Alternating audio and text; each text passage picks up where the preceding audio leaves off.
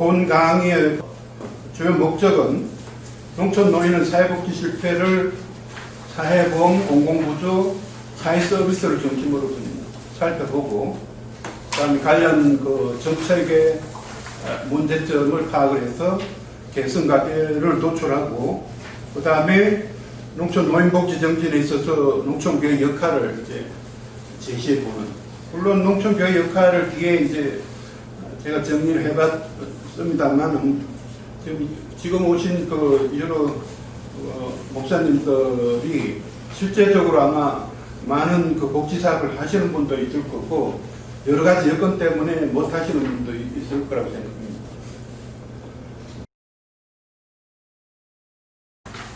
농촌 인구가 노령화가 도시보다 20년 앞서서 빠르게 진행되어 왔고, 앞으로도 지금 한 20년 동안은 계속 그렇게 될 것 같다, 이런 것이고요.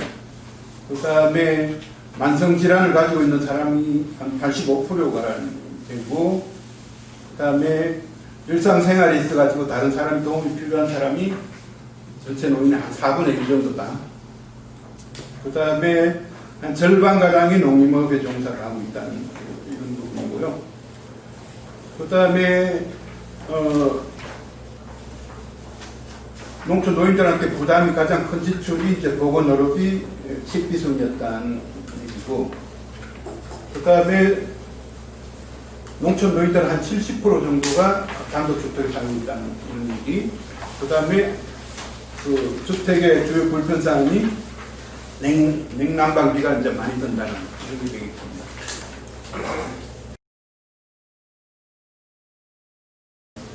사회보험 부분에서는 보면은 국민건강보험은 대부분이 가입을 해 있지만은 지역가입자 같은 경우는 보험료가 평균 한 67,000원 정도 되는데 상당히 부담이 된다, 이런 상황이고, 그 다음에 연금은 농촌 노인은 한 22.5% 정도만 국민연금을 받고 있는 수준이고, 액수도 얼마가 안 되더라. 그 다음에 노인장기요양보험 등급 신청한 사람은 한 5.6% 정도다. 그 다음에 고용 산재보험은 아주 미미한 수준이고, 그 다음에 농업인 안전보험 혜택 받은 사람도 극소수에 불과하고, 농지연금 혜택 받은 사람도 얼마 안 된다. 그래서 전체적으로 농지연금 같은 경우는 농지연금 대해서 정보도 부족하고, 그다음 농지를 자녀에게 상속할 의향 이런 것 때문에 학대에 있어가지고 건립설이 되고 있다는 걸 알 수가 있고요. 그다음 공공부조 쪽은 농촌 노인은 한 2.4% 정도밖에 못 받고 있는데, 특히 그 중에서도 농업인들이 여러 가지 이유로 제대로 못 받고 있다는 것이고, 그 다음에 기초연금은 한 응답자의 한 4분의 3 정도가 받고 있다는 것이고요. 일단 사회서비스 부분은 여러 가지 분야에 따라서 인지도, 이용경험, 이용의사 이렇게 틀린데, 제일 중요한 것은 보면은 서비스에 대해서 잘 몰라가지고 제대로 이용을 못하고 이런 게 확연하게 많다, 이런 게 되겠습니다. 초거른 농촌사회 노인복지 정책 개선 과제에 대해서 말씀을 드리면은, 기본 방향은 농촌 인구 노령의 중장기적 전망에 근거를 해서 좀 선도적인 사회보장 정책을 마련해야 되겠다는 그런 부분인데, 농촌이 도시보다 노령화가 한 20년 이상 앞서서 진행되기 때문에 오히려 도시에서 본받을 수 있을 만큼 좀 선도적으로 좀 노인 복지 정책을 해야 되겠다는 이런 거를 강조를 하고 싶고요. 그 다음에 그 전에 노인복지라고 하면은 이렇게 편안하게 물질적으로 이렇게 지혜적으로 베풀어주는 게 복지라고 생각했는데, 그게 아니고 지금 앞으로의 노인복지 패러다임은 생산적이고 활동적인 그런 노화다. 이런 측면에서 건강하고 이런 사람들 좀 활동적인 일에 어느 정도 참여를 하면서 사회보장 정책 혜택도 받을 수 있도록 하는 이렇게 되는데, 그러기 위해서는 이제 요새 많이 얘기하는 뭐 사회적 협동조합이라든지 사회적 기업, 사회적 농업 뭐 이런 사회적 경제를 충분히 활용하는 이런 게 필요할 것 같고요. 그 다음에 전체적으로 좀 삶의 질의 그 여러 가지 영역에서 사각지대 없이 좀 사회보장을 받을 수 있도록 이런 걸 해야 되는데, 지역사회 통합도 문제, 커뮤니티 케어 관련해서 많은 얘기들이 있는데 지금 그것도 좀 설명을 드리려고 그랬는데 지금 시간이 안 될 것 같아요. 나중에 시간이 되면 조금 설명을 드릴게요. 되겠고, 그 다음에 그 기존의 저소득층 중심의 이런 그 사회복지 체계가 아니라 모든 소득계층을 망라하는 이런 측면으로 좀 정책이 발전이 돼야 되겠다는 부분하고, 그 다음에 그 사각지대를 축소하고 어떤 부문 간의 연계를 좀 모색하는 이런 부분이 필요하다고 봅니다. 그 다음에 농촌 노인도 보면은 여러 가지, 과거에는 옛날에는 보면은 좀 전체적으로 학력도 낮고 그 다음에 경제적으로도 좀 어려운 이런 사람이 많았다면은 최근에 기농기촌인도 늘고 이래가지고 노인들의 사회경제의 특성이 아주 다양해지고 있기 때문에 좀 특성에 맞는 맞춤형 이런 정책을 만들어야 되겠다는 이런 기본 방향을 잡았습니다. 계속해서 노인복지정에서 농촌교회 역할에 대해서 이제 말씀을 드리면은, 기본적인 전제는 뭐 이쪽에 내용을 잘 아니까 중요한 것만 말씀을 드리면은, 농촌 노인복지를 농촌교회 본연의 책무로 좀 인식을 할 필요가 있다. 그렇게 복음 전파나 선도를 위한 방편으로 생각해서는 안 된다는 거죠. 60점. 그래서 농촌 노인복지 사업이 본질적이면서 본연의 책무로 생각하라. 성경의 말씀이라든지 이런 것 전체적으로 보면은 복지는 그 자체가 교회의 본질적인 목적인 기능이라 하는 걸 강조하고 싶고요. 그 다음에 농촌교회는 정부의 농촌 노인 사각지대를 보완할 수도 있고요. 그 다음에 농촌 지역복지 법은 있어요. 요새 뭐 주민회의라든지 지역사회보장협의체라든지 이렇게 법원에서 많이 구축이 되어 있는데, 거기에 참여해가지고 그 다음에 관련 사업, 그 다음에 뭐 의견도 제시하고 관련 사업을 일정 부분 직접 수행할 수도 있고 이런 점에서 좀 다차원적으로 좀 생각을 해야 되겠다는 생각이 들고요. 그 다음에 이것도 좀 시간이 있으면 소개를 드리려고 했는데, 보면은 보건복지부도 그렇고 농식품부도 그렇고 지금 사업들을 찾아보면은 지원을 받거나 이렇게 협업을 할 수 있는 사업들이 되게 많은데, 대표적인 거 뭔가 하면은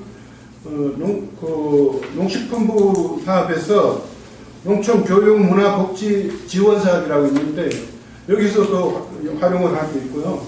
그 다음에 최근에 이제 농식품부에서 강조를 많이 하고 있는 사회적 농업 활성화 지원 사업, 이것도 지금 전국에 한 30군데 지금 하고 있는데, 이것도 계속 확산이 될 거기 때문에 이것도 활용할 수 있고요.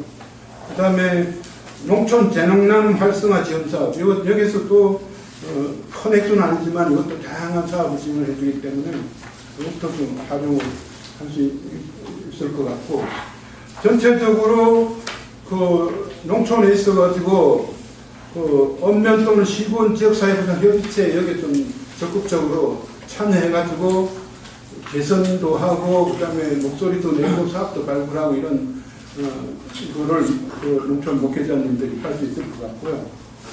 그 다음에 농촌교회의 한계가 뭐 대체적으로 대도시 근교 교회 빼고는 열악한 상황이기 때문에 좀 읍면이나 시군 단위로 교회 지역복지협의체라든지 이런 거를 좀 구성을 해가지고 합동사 이런 걸 좀 할 필요가 있을 것 같습니다. 그래서 이제 농촌 노인복지 정진에서 농촌교회 주 역할에 대해서 우선 말씀을 드리면은 우선 농촌교회 목회자 및 교인들의 노인복지 역량 제고, 지금 보니까 노인복지 역량뿐 아니라 전체적인 복지 역량이 제고를 해야 될 것 같은데, 그래서 목회자 대상의 농촌 노인복지 교육을 좀 강화를 해야 되겠고요. 그 다음에 교인 대상의 농촌 노인복지 이해교육 이런 것도 좀 강화할 필요가 있을 것 같고요. 그 다음에 각종 그 복지 관련 사업을 하려면은 실태를 제대로 알아야 되는데, 그러기 위해서는 농촌 지역사회 노인복지 실태 조사를 좀 제대로 할 필요가 있는데, 이것도 그 농촌교육 혼자서 하기 힘들기 때문에 읍면이나 시군 단위, 그 다음에 지역의 학교 이런 거하고 좀 도움을 받아가지고 어떤 사업을 할 때는 그 지역에 있어가지고 제일 노인들이 필요한 사업이 뭔데, 지금 사각지대가 뭐고 이런 걸 좀 제대로 처음부터 잘 파악을 해가지고 좀 사업을 할 필요가 있을 것 같습니다.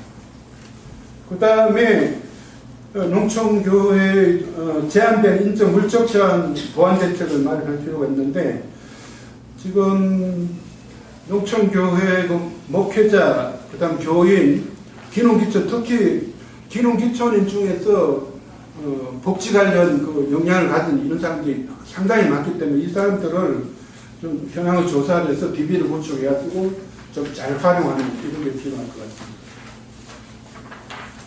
그 다음에 농촌 교회의 그 유휴시설, 그 예배를 보지 않는 시간에 좀 이런 시설들을 좀 지역 주민들한테 좀 개방하거나 관련 그 복지 서비스를 할 수 있도록 활용하는 이런 게 좀 필요할 것 같고, 그 다음에 그 농촌에서도 이제 노노케어라 해가지고 젊은 노인이 더 그 나이 들고 그 병약한 노인을 돌보는 노노케어를 많이 얘기를 하고 있는데, 노노케어 서비스라든지 사회봉사 마일리지제도 도시 부분에서 많이 하고 있어요. 사회봉사 마일리지제도 하고 있는데 이런 부분도 좀 할 수 있을 것 같고요. 그 다음에 지금 많은 농촌교회에서 하고 있을 텐데 도시교회하고 연대사업 이런 거 하고, 도시교육은 뭐 기농기촌교육이라든지 직거래, 체험활동 이런 거 좀 다양할 필요 있을 것 같고요. 그 다음에 농촌주민은 노인복지 관련 정보조건 앞에 얘기한 것처럼 지금 기존의 복지제도도 몰라서 지금 서비스를 못 누리는 이런 사람이 많기 때문에 그 교인들이나 농촌 주민들한테 기본적인 정보를 제공하는 이런 거를, 예를 들어서 예배 전후 짜투 시간이라든지 교회 소식지라든지 휴대폰 문자라든지 이런 것 좀 활용해서 정보를 제공하는 이런 게 필요할 것 같고, 그 다음에 이런 정보를 제공하려면은 그 목회자 여러분들이 잘 알아야 되는데, 그러기 위해서 이제 보건복지부, 농식품부, 그 다음에 저희 한국농촌경제연구원, 그다음 한국보건사회연구원에 이런 데 보면은 엄청난 자료가 많이 있는데, 제가 기본적으로 좀 도움이 될 만한 자료를 몇 가지 소개해 드리면은, 우선 보건복지부에서 나에게 힘이 되는 복지 서비스라고 해가지고 그 전체 자료도 나와 있고, 노인 뭐 연령층으로 해가지고 연령 그 전체적으로 복지 서비스를 어떤 거를 이용할 수 있고 어떻게 신청하고 이런 것들이 좀 있으니까 이런 걸 한번 잘 읽어보시고요. 그 다음에 농식품부에서는 농촌에서 즐기는 100세 인생 이래가지고 농촌의 그 복지 제도 이런 거를 정리해 놓은 책자가 홈페이지에 있고요. 그 다음에 그 노인복지 관련해서 자세한 내용을 알려면은 보건복지부에서 아주 엄청난 자료로 노인 보건복지 사업 안내 이래가지고 매년 1권 2권 해가지고 몇천 페이지 해가지고 자세하게 나와 있으니까 그런 것들도 그 관심 가는 그 자료들은 사업들을 가서 한번 읽어보시면 좋을 것 같습니다. 그 다음에 소득보장 관련해서 농촌 노인 역할에서는 전체적으로 노후 준비의 필요성을 좀 일깨워주는 거하고, 그 다음에 자신의 재산과 소득을 합리적으로 관리하는 방법, 이런 거를 좀 교육을 시킬 필요가 있는데, 전체적으로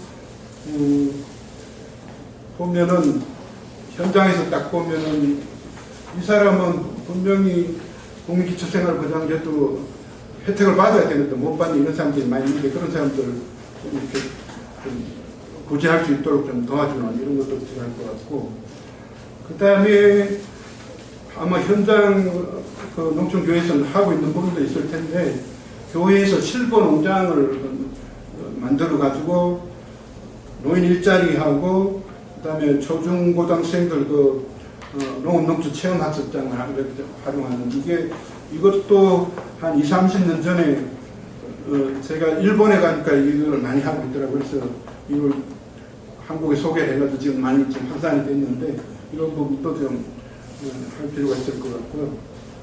그 다음에 그 교인들 중에서 이제 노인들이 일할 수 있는 작업장 사업체 있는 경우에는 좀 이렇게 연결해주는 부업, 이런 게 필요할 것 같고요. 또 의료보장 관련해서는 병원 약국 동행 서비스 이런 것도 좀 지원이 가능할 것 같고, 그 다음에 건강검진, 건강상태 이런 것도 지금 많은 사람들이 건강보험에서 할 수 있는 이런 것도 안 하고 건강검진 안 하는 이런 사람들이 많기 때문에 그걸 정기적으로 할 수 있게는 하더라도 건강관리에 많은 도움이 되기 때문에 그런 것도 하고, 그 다음에 노인장기요양보험 제도 관련해서 저기 보면은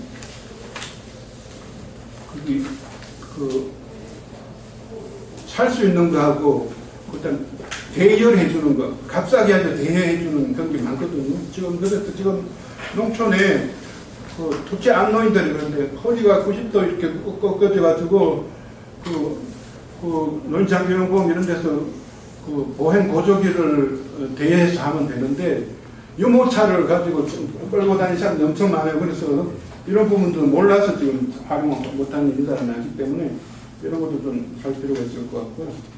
그 다음 주거보장 관련해서는 집수리 봉사활동 이런 것도 좀 조직하고 지원해주는 이런 게 좀 가능할 것 같고, 그 다음 사회교육 관련해서는 여기도 뭐 여러 가지가 있었는데, 특히 농촌 노인, 특히 여성 노인 대상에서 한글 교육, 스마트폰, 컴퓨터 기초 교육 이런 게 좀 강화를 했으면 좋을 것 같고, 그 다음에 최근에 좀 제가 많이 강조하고 있는 부분이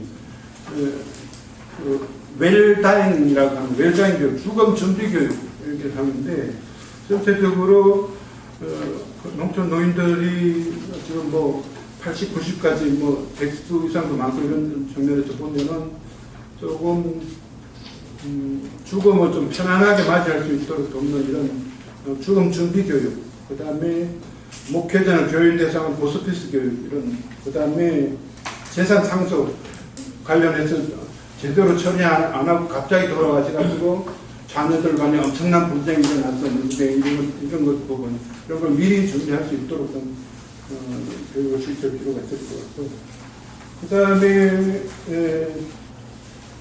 커뮤니티 케어 관련해서 아까 지역사회 통합돌봄 관련해서 지금 전국에 16군데, 지금 어디냐, 지금 청양하고 진천은 농어촌형으로 해서 노인복지 관련해서 지금 커뮤니티 케어, 청양에 아까 오신 분 있더니 알고 있습니까? 알고 있습니다. 네. 거기 어떻습니까?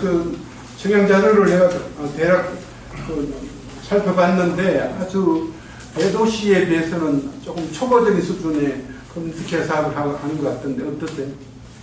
그러니까 저희는 지금 노인 유치원 위주로, 노인 유치원이나 민목케어 위주로 잘 이루어지고 네. 그리고 새로 이제 노인복지센터가 이제 청양 시내에 생겼습니다. 시내에 생겨서 거기와 이제 정산 노인 재가요양원 그 같은 대표를 중심으로 해서 이제 지역사회 케어를 지금 하고 있습니다. 그래서 전체적으로 이제 저 보건복지부에서 강조하는 게 주거 분야, 건강 의료 분야, 요양 돌봄 서비스 연계 이렇게 하는데 지금 아무래도 자원이라든지 인력 이런 게 부족하다 보니까 진천이나 청양은 대도시하고 비교를 하니까 좀 초보적인 수준으로 하는 것 같아요.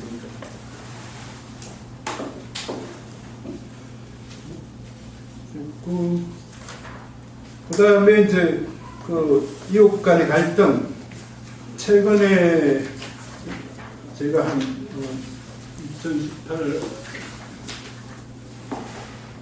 10분에서 농촌의 사회통합 관련한 연구를 한 적이 있었는데, 농촌의 사회 구성원이 다양해지다 보니까 이해관계도 틀리고, 생활 방식도 틀리고, 뭐 이러다 보니까 갈등이 엄청 심각해져요. 특히 귀농귀촌인들하고 원주민들하고, 특히 귀촌인들하고 원주민들하고 갈등이 이렇게 심해지는데, 이런 부분에서 이웃 간의 갈등이라든지 뭐 이런 부분에서도 좀 상담하는 이런 역할도 할 것 같습니다.